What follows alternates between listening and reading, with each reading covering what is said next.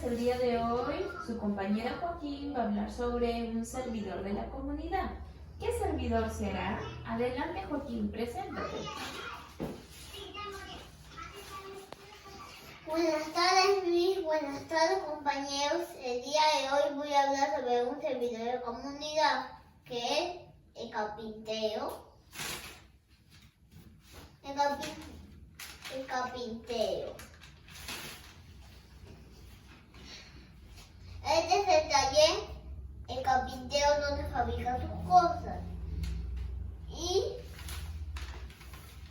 Y puede crear bastantes cosas, como por ejemplo muebles, sillas, carpeta, pizza, cajón, mesa,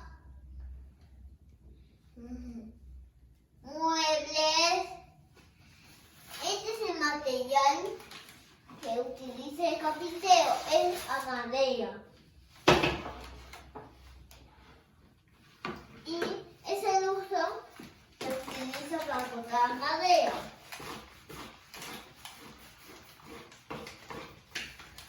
Y la cinta métrica se utiliza para medir.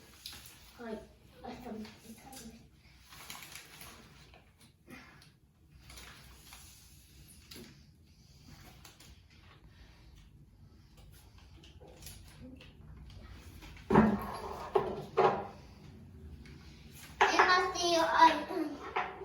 El martillo se utiliza para clavar clavos. Clavar o clavos. Ah, no, eso no.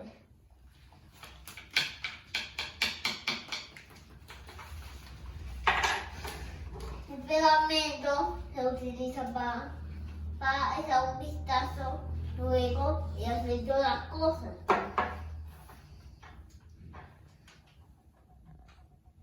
Gracias.